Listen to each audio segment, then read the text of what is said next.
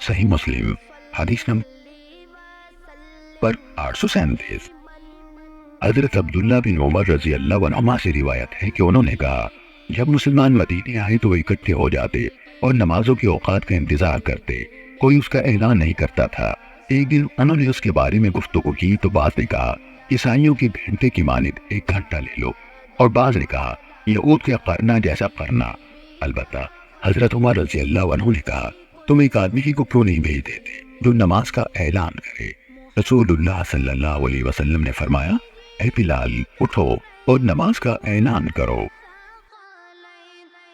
خلف بن ہشام نے کہا ہمیں حماد بن زید نے حدیث سنائی، نیز یحییٰ بن یحییٰ نے کہا ہمیں اسماعیل بن علیہ نے خبر دی۔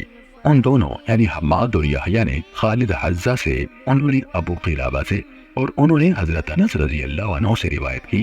انہوں نے کہا بلال رضی اللہ عنہ کو حکم دیا گیا کہ وہ اذان دہرائیں اور اقامت اکہری کہیں۔ یحییٰ نے ابن علیہ سے بیان کردہ اپنی روایت میں یہ اضافہ کیا، میں یعنی اسماعیل نے یہ روایت ایوب کو سنائی تو انہوں نے کہا اذان دہرائیں اقامت کے سوا۔ عبد الوہاب ثقفی نے خالد حذا سے باقی ماندہ صاحب کا سند کے ساتھ روایت کی کہ انہوں نے یعنی صحابہ نے اس پر بات کی کہ کسی ایسی چیز کے ذریعے سے نماز کے وقت کی علامت مقرر کریں جس کو لوگ پہچان لیا کریں۔ انہوں نے کہا کہ وہ آگ روشن کریں یا ناقوس یعنی گھنٹی بجائے۔ پھر آخر کار بلال رضی اللہ عنہ کو حکم دیا گیا کہ وہ دوہری اذان اور اکہری اقامت کہیں۔